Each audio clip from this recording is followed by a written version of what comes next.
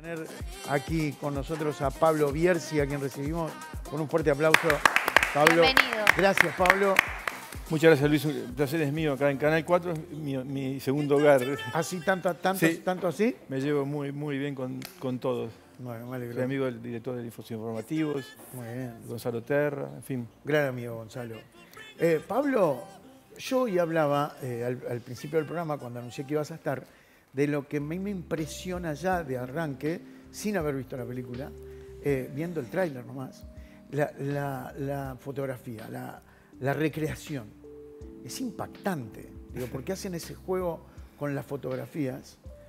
¿Vos sabías de eso? O sea, ¿tuviste mucho en la cocina de esta película? Sí, Luis, porque yo soy productor asociado de la película. O sea, Además, está basado en el libro de la Sociedad de la Nieve, que es mío, ajá, junto con Los Sobrevivientes. O sea, es un libro coral. ajá. Pero yo soy productor asociado, eso significa en lo creativo, eso significa que estoy atrás de la adaptación de esta historia a la película desde que empezamos a trabajar, que fue en el año 2016. O sea que Hace 8 años. vos O sea, yo tomabas... hace 5 minutos estaba acá sentadito y estoy mandando un texto al equipo de productores de allá. Ajá. A Belén Atienza, Sandra Hermídez y Juan Antonio Bayona hace 5 minutos. O sea, Bayona. hasta hace 1 minuto estamos todavía, o sea, no termina esto porque queda este tema que era complicado o era un reto llegar a ser designado para representar los Oscars como película española. Por España. Una historia uruguaya, es un híbrido muy interesante, para mí es fascinante. Pero la película se va a presentar.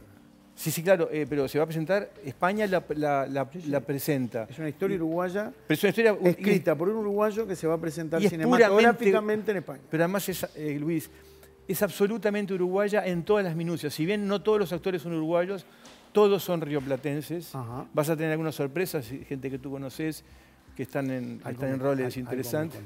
Bueno, algo te contaron.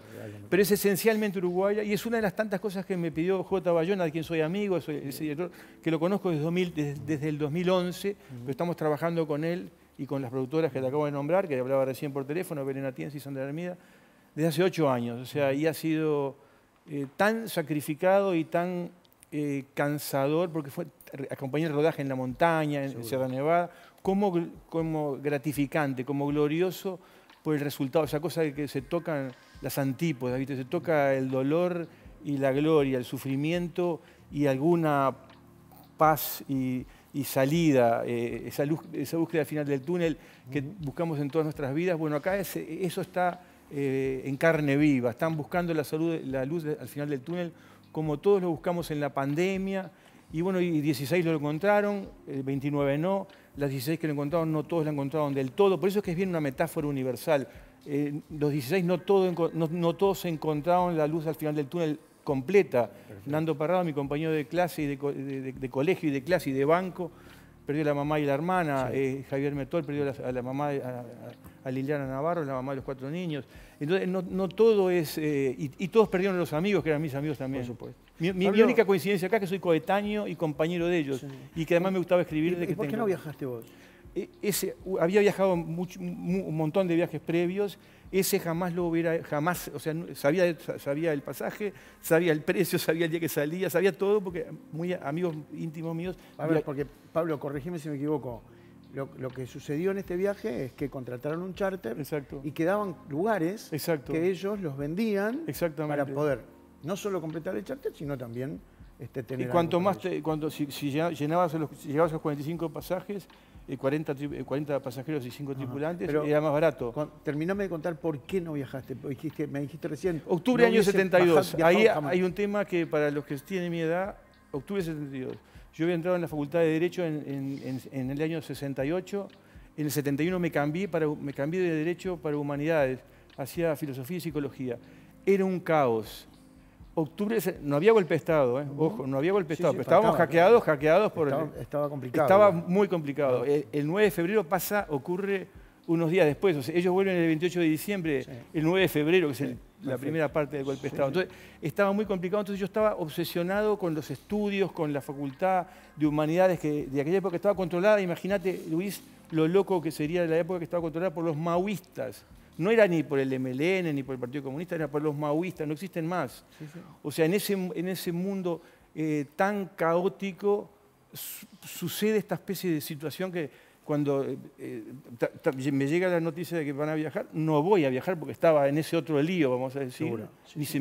Por eso no se me cruzó por la cabeza. De ese viaje, dijiste, y después surge, desaparece, el 13 de octubre desaparece un viernes 13. Un viernes 13. Un viernes 13. Desaparece. Pablo, si bien no vimos la película todavía, porque no se estrenó acá, y además va a salir en una plataforma, previamente en cines. Primero en cine y después casi en Netflix. A fin de año en Netflix. En Netflix, ¿verdad? Sí. No te puedo dar fechas porque no hay nada oficial. No se trata de eso la pregunta. A donde voy es, vos la película la viste ya terminada. Sí. Un montón de veces. Me imagino. ¿Y la viste con sobrevivientes? Sí. Más allá, y te redondeo la pregunta, de que tenemos al alcance de la mano tu libro, La Sociedad de la Nieve, ¿hubo alguna sorpresa para ellos al ver la película? ¿Se entiende la pregunta? Perfectamente. ¿Hubo algo? Porque se ha leído mucho, se ha escrito mucho, se ha leído mucho y ha habido una película. Perfecto. Creo que es una sola que se hizo. Sí, hubo varias, una grande. Hubo una, sí, pero esta. Sí. En esta. Esta es completamente diferente, pasó? Luis, es completamente diferente. Está basada en un libro que cuenta qué nos pasó, no qué pasó. Está en primera persona. Bien. Está contada la película desde ese punto de vista en primera persona. Tienen un papel protagónico los que van quedando por el camino. Generalmente en las historias épicas de heroísmo, los que quedan por el camino, sus nombres ni siquiera figuran. Acá, no te olvides que son 72 días donde van quedando por el camino los 8 que mueren en la avalancha, hay 3 que mueren, que van languideciendo y uno de ellos muere en la orilla, el 11 de diciembre. La expedición final sale el 12. O sea, imagínate la injusticia, por llamarle de alguna manera, o cómo es la vida, cómo es la metáfora de la vida de que en última instancia consiste en pasarse la antorcha. Yo paso la antorcha para que Luis Carballo siga en mi lugar en una situación dramática, en un accidente, en una sucesión de penurias infinitas. Y yo hago un pacto contigo y soy Luis, si yo me muero, vos seguí y vos le das la antorcha a ella. Y vamos en esa carrera, es una carrera única, es irrepetible. Hoy leía un artículo que me mandó recién Bayona de un diario italiano, decía, es una historia poética y feroz. Poética y feroz. Yo creo que está muy bien, los dos estamos hablando ahora por teléfono, que está muy bien, lo define bien, porque la historia esta es poética y feroz. Y creo que por eso es un emblema a escala mundial. Por eso está teniendo esta repercusión. Seguro. O sea, las críticas son todas asombrosas. ¿Sí? Recién dijiste algo que siempre me acuerdo yo, que en una nota, uno de los sobrevivientes, no es de los más conocidos, que dio muy pocas notas, en este momento no me puedo acordar el nombre, perdón, mil disculpas. Una vez en la nota dijo a nosotros, que esto lo cuenta en charlas empresariales, porque está muy bien. Nosotros lo que teníamos en la nieve, en la cordillera, era la tranquilidad de que sabíamos que cada uno de nosotros iba a hacer y a cumplir con lo que tenía que hacer ese día. Sí, y dar el máximo. Y esa confianza es difícil hasta de imaginar. Es que lo que pasa es que es contraintuitivo. Todas las ficciones apocalípticas que hemos leído, Luis, te dicen que cuando el hombre está apretado en la adversidad extrema, abandonado por la sociedad del llano, ellos se enteran que están abandonados escuchando la radio. Se cortó la búsqueda. Se cortó la búsqueda porque el protocolo indica que a los 10 días, si no, es más peligroso buscar cadáveres. Lo que surge no es la jauría humana, ni la bestia, ni el sálvese quien pueda, sino lo que surge es la compasión y la misericordia. Y lo que surge también, y esto pues como dice Canessa, es un laboratorio de comportamiento humano, porque vos aprendés ahí que lo que surge es eso que estás diciendo, es que cada uno no solo es que rinde no el 100%, más del 100% de lo que en teoría debería rendir. Porque es la profecía autocumplida. Yo rindo hasta donde yo creo que puedo. Pero si tú estás dispuesto a inventar un mundo nuevo como tuvieran que hacer ellos, y estás dispuesto a perforar esos límites, ¿cuál es el límite? Te pregunto yo a ti, Luis Carballo, ¿cuál es el límite? No tenemos la menor idea. No tenemos idea. Eso es la película, eso es la historia, y eso la sabiduría de Bayona y el gigantesco equipo que trabajó con él. ¿Cómo fue eso? Logró. Porque si bien es una historia que casi te diría no necesita un agregado cinematográfico, porque la historia en sí es impresionante, es increíble, ¿hubo algún intento de eso que pasa en las películas, viste? De agregar algún detallecito no existente o algo que lo hacía más cinematográfico? ¿Tuviste esas charlas? Yo creo que el agregado cinematográfico acá, Luis, es clave, porque, como te decía, si queremos que esto se convierta en un emblema para el ser humano, que nos reconcilia con el ser humano, un emblema de lo uruguayo, es un emblema de lo uruguayo, el corte cinematográfico, o sea, la producción cinematográfica, lo que hace es convertirlo, es acercarnos en lo que se puede a eso que se llama lo artístico, que es algo que te transforma, que te cambia el esquema corporal, que te hace, que te sana, que te permite superarte. O sea, me parece que acá el formato cinematográfico es clave para concretar eso que es simbólico, de algo que le sucede a los seres humanos. Porque parece muy pequeño, un avioncito que se cae con 45 personas, imagínate ahora, y Rusia invadiendo Ucrania, parecería muchísimo más desmesurado. No, ojo que esto acá tiene un montón de aristas que lo convierten en emblema, un montón de aristas. Y eso es lo que explora la película, eso es lo que exploré con el libro, y eso es lo que exploramos en estos 8 años. ¿Por qué demoramos 8 años? Porque era difícil encontrar la arista nueva, como dice Bayona. Vamos a tener todos los elementos de la realidad para llegar a la verdad. Y la verdad es lo que es persuasivo, lo que es idóneo, lo que es convincente. Vos sabés que eso no te estoy falseando lo que ocurrió. Fue así. Y así fue. Y como tú me preguntaste al principio qué opinaban los sobrevivientes, le puedes preguntar a ellos sin duda, pero yo te digo lo que nos dijeron a nosotros. Aparte no solo los sobrevivientes, sino que para mí el día más sublime de mi vida es cuando la vimos, hará 4 semanas, con toda la familia, los familiares de los que murieron y los que sobrevivieron, todos juntos, en el cine Movie Center. Para mí fue una experiencia, y fue sublime, porque hay que hablarlo con ellos, pero Pablo, que soy productor asociado, basado en mi libro, que estoy en esto desde el 2011, pero trabajando desde 2016, el momento más sublime de mi vida fue ese. Verlos ahí, ver la reacción, salir afuera y ver algo nuevo, algo nuevo. Qué maravilla, qué maravilla. Pablo, capaz que la pregunta parece sonsa, pero yo recién entendí el concepto de la sociedad de la nieve, el nombre, el título, cuando terminé de leer el libro. ¿Lo puedes explicar, lo puedes resumir? Sin duda, claro, lo que les pasó a ellos es esto. Que le ocurriría eventualmente a cualquier persona que le suceda un accidente de ese tipo. Si tú te caes en un avión, que generalmente no hay sobrevivientes, nunca había habido sobrevivientes en los Andes, en el medio de la nada, porque no es por eso que tuvimos que filmar en los Andes, además de Sierra Nevada, donde estaban los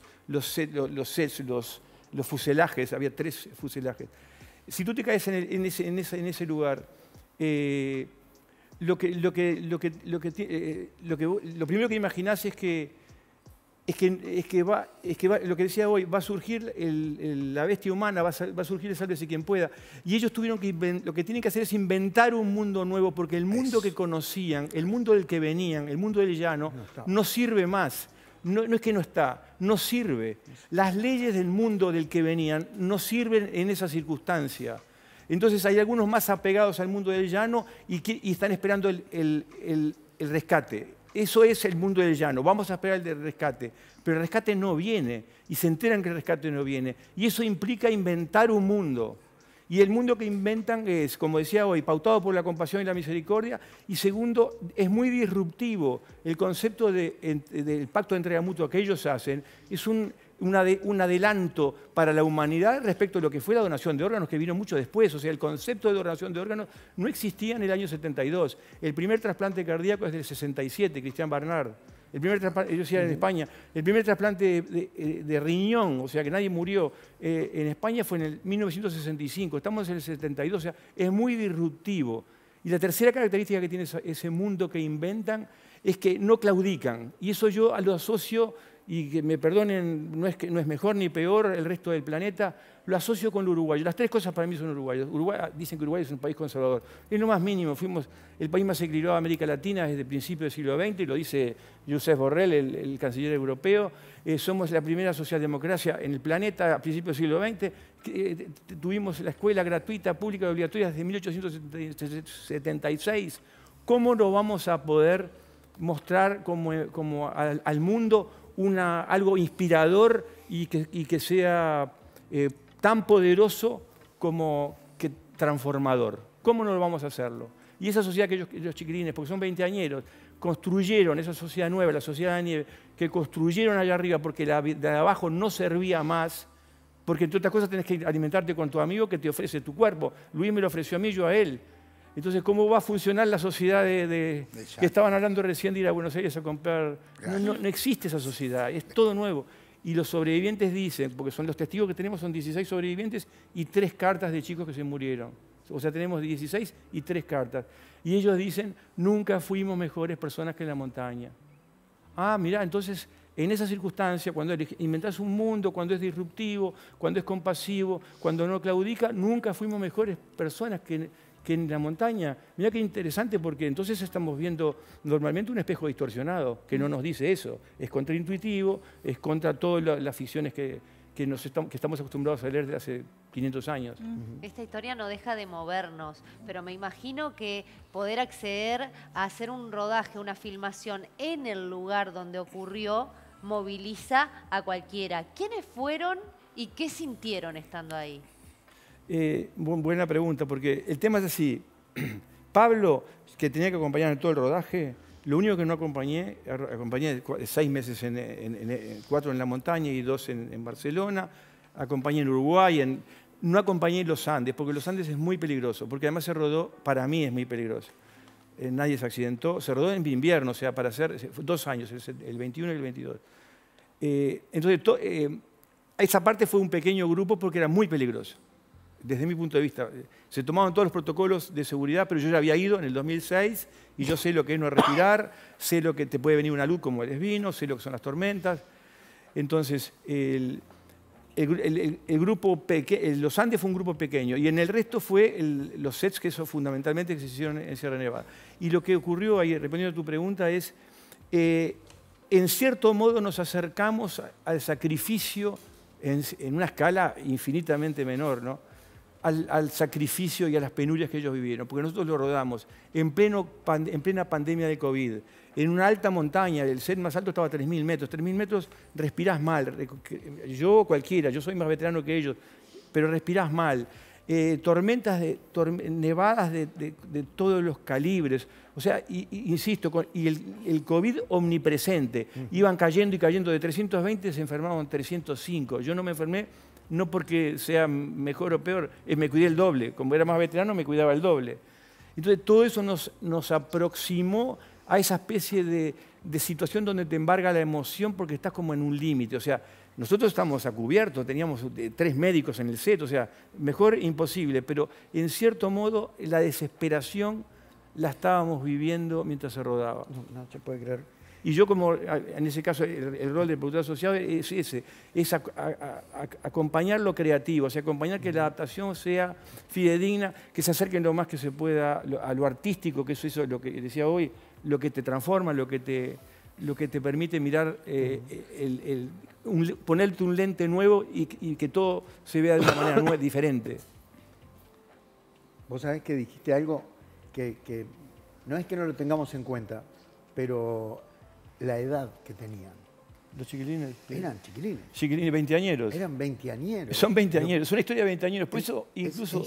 Es increíble, Luis, porque muchas veces creo que hasta no tenemos en cuenta. Es una historia juvenil, sí, absoluta, sí. Y le está fascinando a los jóvenes. Claro. Le está fascinando la película. Solamente se preestrenó en Venecia y en San Sebastián, en los 2 festivales europeos. Le está fascinando a los jóvenes. Porque es una historia de 20añeros y además. También eso le da esa especie de posición universal. Y en el caso de lo que me es personal, fíjate, de los chicos que se murieron, hay muy pocas personas que los hayan conocido. O sea, yo los conocía porque tenían la misma edad que ellos. O sea, para poder contar alguna de esas historias, son pocas las personas que los conocían en esos 20 años que vivieron. Entonces, es una coincidencia. Yo los conocía y a mí me gustaba escribir. Ahí se juntan esas raras coincidencias que hacen que esta obra, en mi modesta aporte, se haya podido hacer. Es impresionante. Yo no sé, yo tengo una ansiedad importante. Sí, yo también. Por ver la película. Queremos verlo. Hemos leído los libros. Lo último todos. que Me acuerdo que leí el tuyo, el de Coche. Sí, Coche divino. escribió un libro. Divino. De todos, el único que está, el testimonio de los 16, es en el de Pablo Bierzi, ¿no? Sí, Creo que es es un dato correcto. interesante, ¿no? Es correcto. Perfecto. Pablo, felicitaciones No, por favor, por digo, este trabajo. Y tienen que me verla. imagino lo que debe haber sido haber estado para esas personas que fueron a la cordillera, estar ahí, no sé cuánto tiempo estuvieron, pero estaban con todas las precauciones, todo, imagino Y que sufriendo. se les debe haber pasado por la cabeza. Qué increíble haber estado 72 días Claro, acá. porque No se puede una creer. pequeña anécdota, Luis. Un día estábamos en el set que se había armado, en el fuselaje que se había armado a 3.000 metros en Sierra Nevada. Entonces viene J. Bayona, que es el director, y me dice, Pablo, ¿cómo? Yo conocía el Valle de las Lágrimas, el lugar de Chile donde había caído el avión. ¿No te parece que se le parece? Sí, J, pero J es como todos le decimos. Le falta la escala, o sea, eso es intransferible. La escala es América del Sur. Esa cosa es la cordillera más grande del planeta, es más grande que el Himalaya. Entonces, si vos tenés la escala europea, no te das cuenta de esa sensación de solo en el cosmos. Y eso solo lo tenés, solo lo aprendés en los Andes. Por eso él tuvo que ir a los Andes y ahí se dio cuenta y me llamó por teléfono. Es el día que llegó y me dice, ahora entendí lo que es solo en el cosmos. Porque eso es lo que te invita a inventar una sociedad nueva. Solo en el cosmos. Y abandonado, ¿no? Que lo escuchaste, me abandonaron, me dieron por muerto. Gracias, Pablo. Un gusto, Felicitaciones, un placer. Pablo Divino. De verdad, ansiosos por ver la película y bueno, ya te tendremos seguramente algún día. Y ojalá que se dé lo del Oscar. Estaría buenísimo. Estaría buenísimo. ¿Por qué no? Sí, sí. Gracias, Pablo. El aplauso Gracias, para Pablo. Pablo Bierzi. Lo despedimos a Pablo. Tenemos